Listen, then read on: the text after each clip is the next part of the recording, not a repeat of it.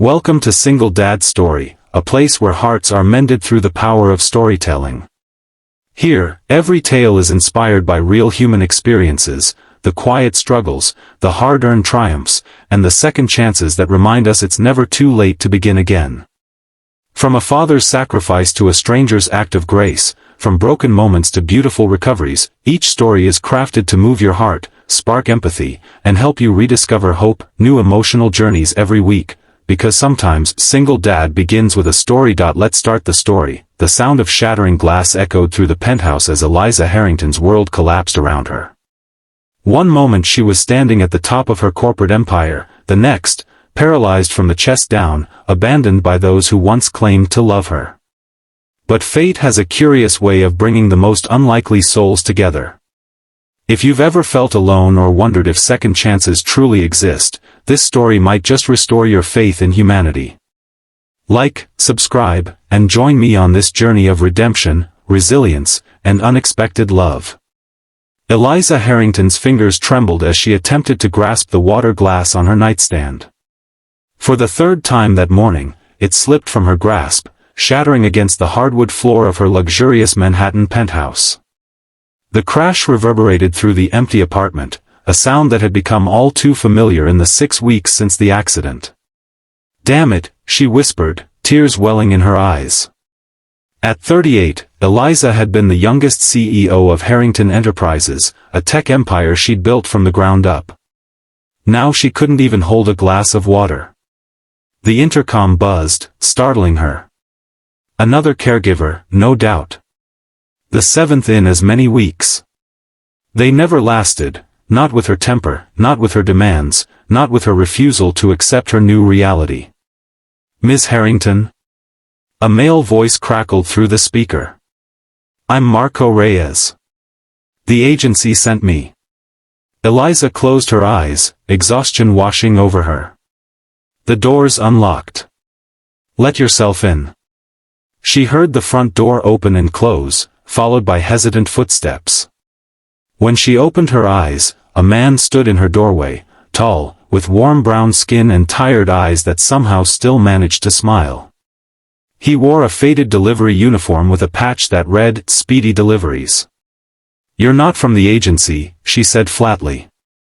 "No, ma'am." He shifted uncomfortably. "I'm actually here about the caregiver position. The agency recommended me, but I haven't officially started with them yet." "So you have no experience?" "Not professionally, no." He straightened his shoulders. "But I took care of my mother for 3 years after her stroke. And I learned fast." Eliza's gaze drifted to the shattered glass on the floor. "I need someone qualified." "I understand." Marco nodded, but instead of leaving, he stepped into the room and knelt to clean up the broken glass. His movements were efficient, careful. "My shift at Speedy ends at 6 p.m. I could start tomorrow morning at 7 a.m., if that works for you." "I haven't hired you." He looked up, meeting her eyes directly. "Ms. Harrington, the agency told me you've gone through 6 caregivers already. They're running out of people willing to take this job. I need the work, and from the looks of it, you need someone who won't quit on you." Something in his directness caught her off guard. "Why do you need this job so badly? Delivery work not paying enough?" A shadow crossed his face. "I have a 7-year-old daughter. Her mother left when she was 2. I'm working 3 jobs to keep a roof over our heads and save for her future. This position pays better than all 3 combined." Eliza studied him. There was something genuine in his expression, a quiet determination she recognized from her own mirror years ago. "1 week," she said finally. "I'll give you 1 week." Marco arrived the next morning at precisely 6:55 a.m., dressed in clean jeans and a button-down shirt. His daughter, Lily, stood beside him, clutching a worn backpack. "I'm sorry," he said immediately upon seeing Eliza's expression. "My babysitter canceled last minute. It's just for today, I promise it won't happen again." Before Eliza could respond, Lily stepped forward. Are you the lady in the wheelchair? My dad says you're very important and run a big company. Eliza blinked, taken aback by the child's directness. Yes. I'm Eliza Harrington. Lily nodded solemnly. I'm Lily Reyes. I'm 7 3/4. I can be very quiet when adults are working. I brought my books and my tablet. Something about the girl's serious demeanor, so adult-like in such a small package, made Eliza's chest tighten. There's a study down the hall. You can set up there while your father works. Marco's relief was palpable. Thank you, Miss Harrington. I promise this won't be a regular occurrence. As Marco helped Eliza with her morning routine, she was surprised by his competence. His hands were gentle but confident as he helped her transfer from bed to wheelchair, and he maintained a professional distance that preserved her dignity. You've done this before, she observed as he efficiently organized her medications. Like I said, my mother. His voice softened. 3 years of caring for her taught me a lot. Where is she now? Marco's hands stilled momentarily. She passed away last year. Heart failure. I'm sorry. He nodded, resuming his work. Life happens. We adapt. By midday, Eliza found herself watching the clock, waiting for Marco's shift to end with an unfamiliar sense of disappointment. When Lily appeared in the doorway of Eliza's home office around noon, Eliza expected to be annoyed. Instead, she found herself intrigued by the girl's curious eyes scanning the bookshelves. You have a lot of books about computers, Lily observed. I run a technology company. Do you know how to code? We're learning basic coding in school, but our computers are really old. Eliza hesitated, then gestured to the chair across from her desk. I do. What are they teaching you? For the next hour, Eliza found herself explaining simple programming concepts to Lily, who absorbed information like a sponge. When Marco appeared in the doorway, concern etched on his face, Eliza waved him off. She's fine. We're discussing the fundamentals of Python. Marco's eyebrows shot up. Python? Lily, are you bothering Ms. Harrington? Not at all, Eliza said, surprising herself. She's quite bright. That evening, after Marco and Lily had left, Eliza sat by her window overlooking the city lights. For the first time since the accident, she'd gone a full day without crying, without raging against her fate. It was a small victory, but it felt significant. The days fell into a rhythm. Marco arrived each morning, helped Eliza with her physical needs, then assisted with whatever work she needed to do from home. Though she'd stepped down as CEO after the accident, she remained on the board and consulted on major decisions. Marco proved to be not just physically capable but intellectually curious. He asked thoughtful questions about her business, remembered details about ongoing projects, and even offered occasional insights that surprised her. How did you end up as a delivery driver? She asked him one afternoon as he helped her review quarterly reports. You're clearly intelligent. Marco's expression tightened. Life doesn't always go as planned. I was in my second year of engineering school when Lily's mother got pregnant. We got married, I dropped out to work full-time, and then she left us when Lily was 2. Said she wasn't cut out for motherhood. That must have been difficult. It was. Still is, sometimes. He shrugged. But Lily is worth every sacrifice. Eliza found herself thinking about Marco and Lily long after they'd left each evening. Their presence had brought something into her sterile apartment that had been missing for years, even before the accident: life, warmth, humanity. 3 weeks into their arrangement, disaster struck. Eliza woke in the middle of the night with excruciating pain in her back, a complication her doctors had warned might happen. Unable to reach her phone, she lay suffering for hours until Marco arrived for his morning shift.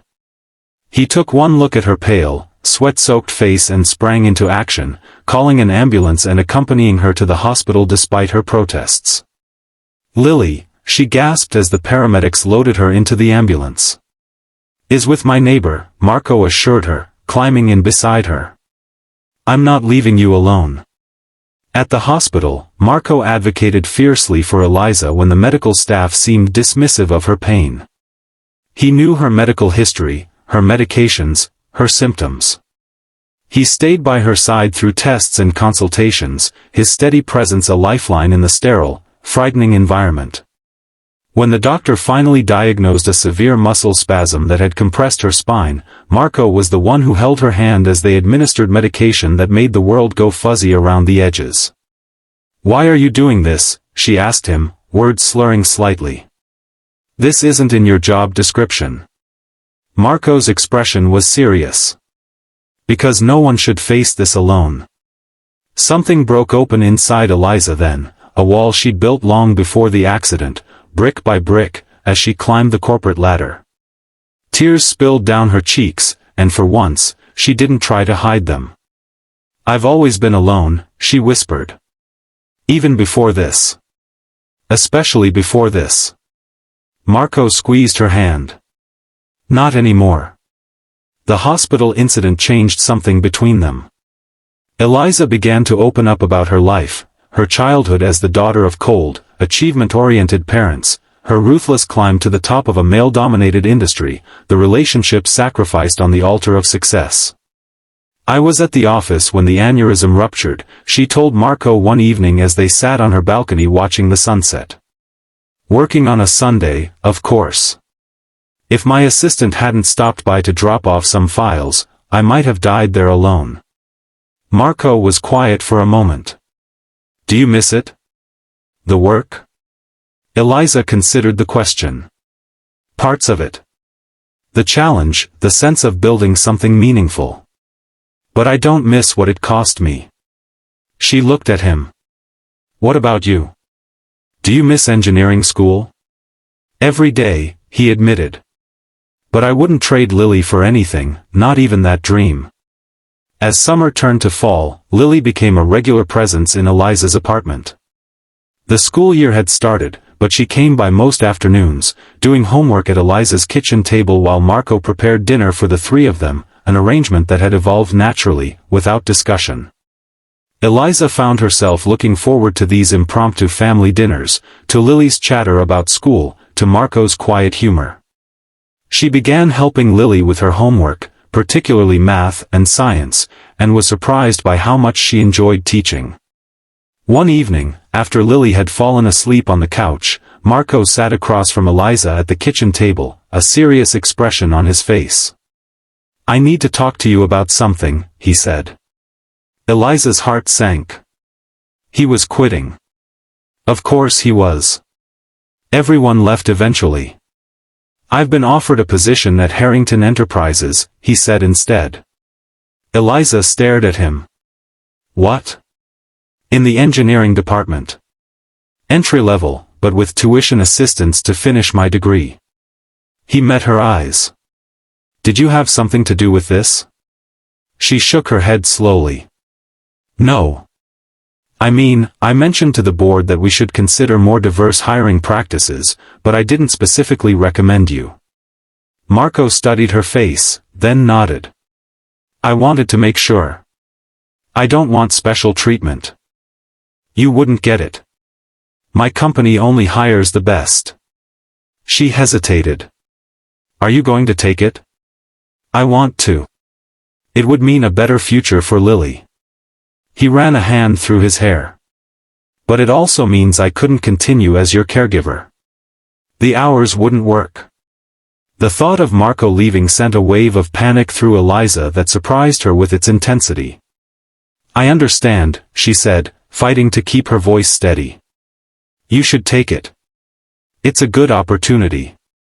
"I've been thinking," Marco said carefully. "What if I found someone to replace me during the day, but I still came by in the evenings? Not as your caregiver, but as..." He trailed off. "As what?" "As someone who cares about you." His eyes held hers. "Because I do, Eliza. More than I should, probably." The words hung between them, charged with possibility. Eliza had built her life around never needing anyone, never depending on anyone.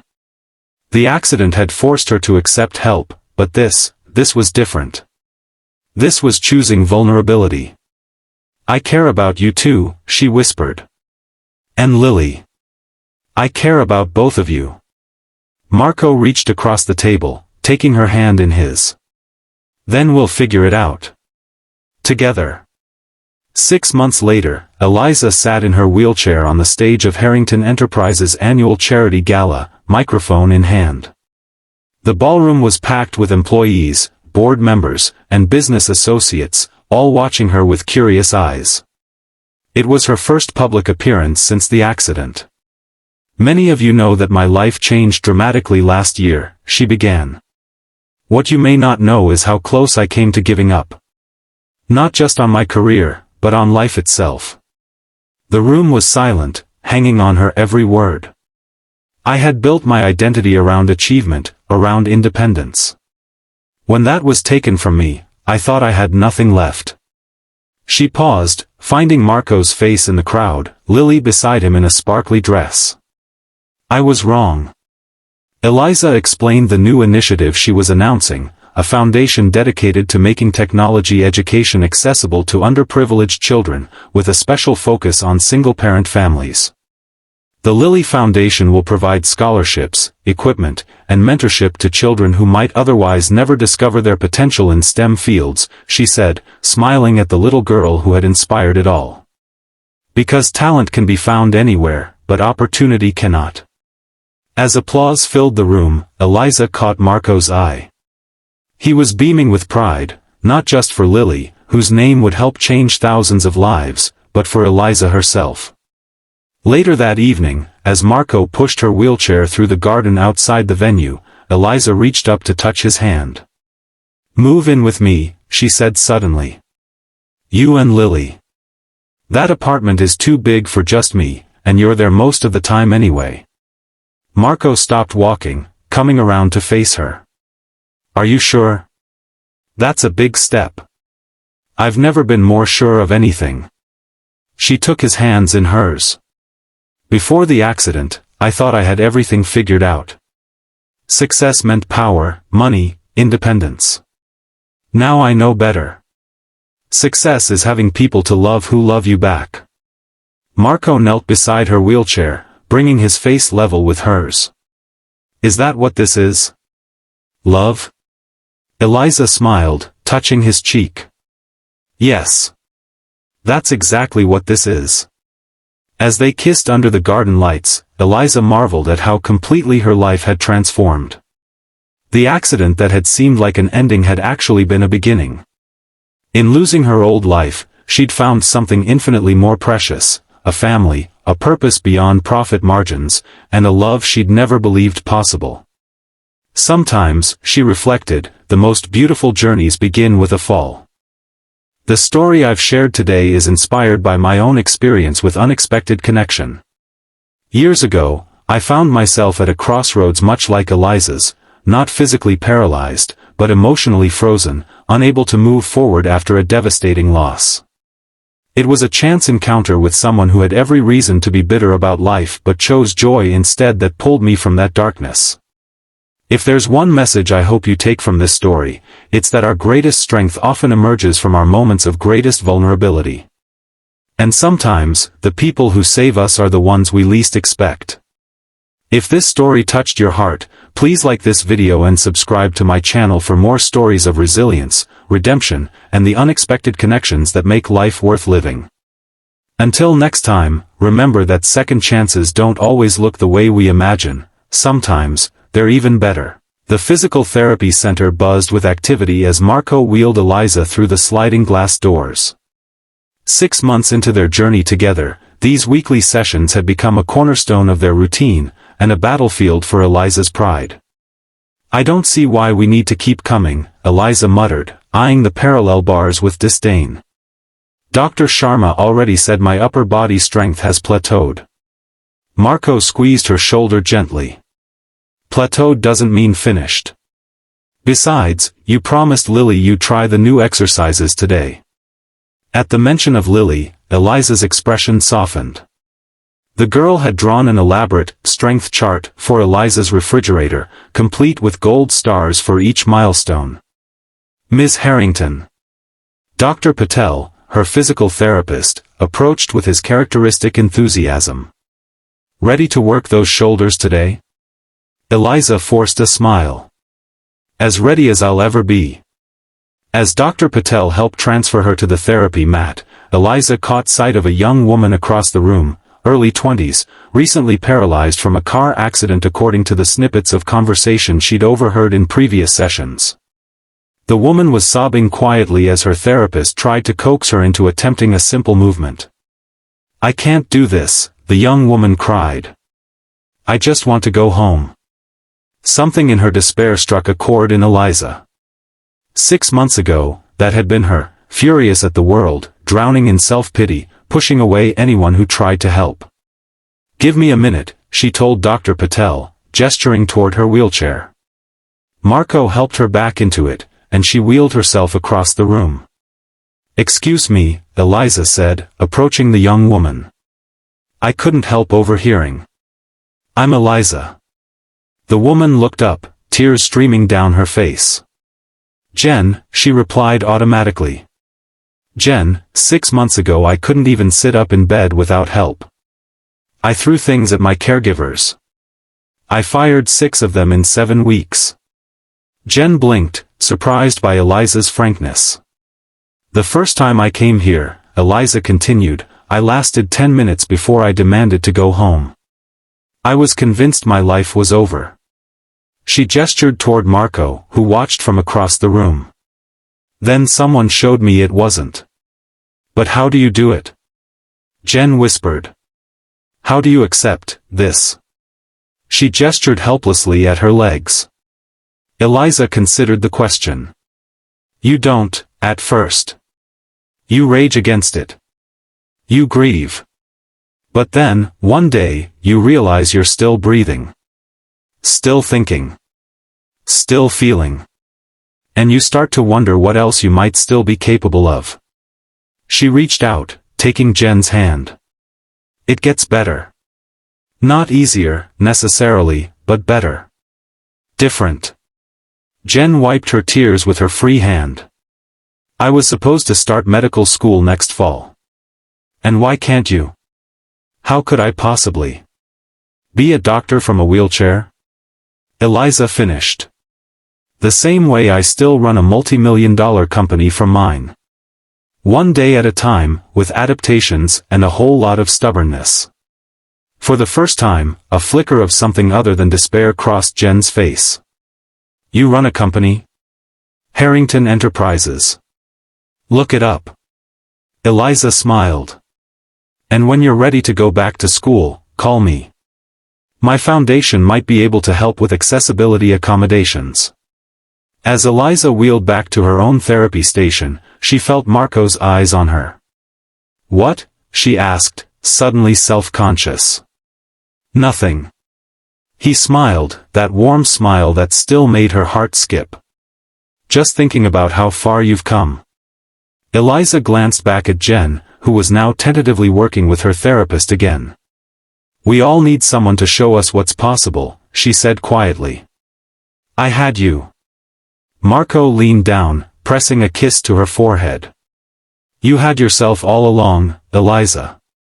You just needed to remember that."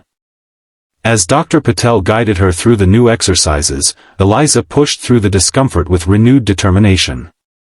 Later, Lily would place another gold star on her chart, not for any physical achievement, but for the moment Eliza truly became the person she was meant to be.